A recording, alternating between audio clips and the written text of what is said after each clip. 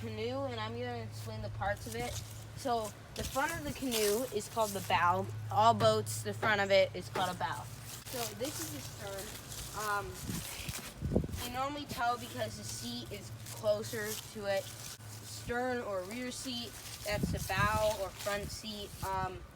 And then there is the gunnel, which the two gunnels, which run along here and here, which are for like setting stuff on. There's also the deck plate, which is here and here. I don't really know what they're for. Then there's a capacity plate. That's right here, and it's a sticker, and it says 5 people or 670 pounds. It's good to follow that so then nothing bad happens.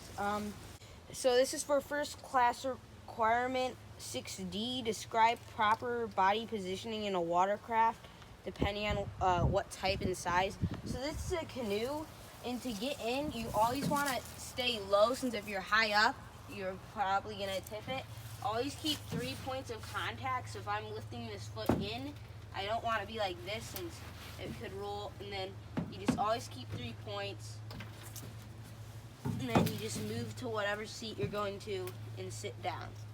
Now, when you're paddling, you want to make sure, like, never hang out over the side.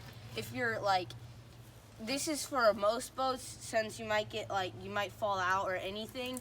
Like, you always want to stay in the boat. So you don't want, even though you're paddling, your arms are out, you don't want to be like this, because then you're going to fall or the canoe's going to tip and you're going to have a bad time.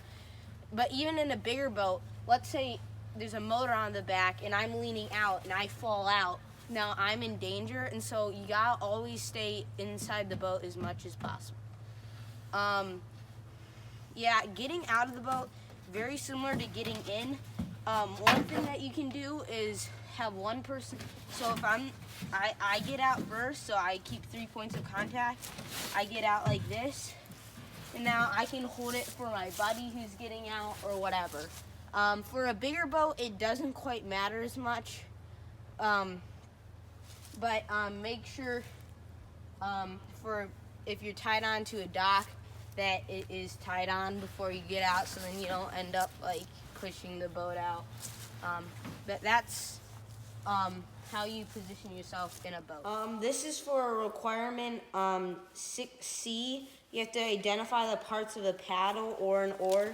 This is a canoe paddle, and it's like not that many. There's a grip up top, which is where your hand grips onto. There's a shaft, that's the thing going up and down the whole entire oar. And then this is the throat.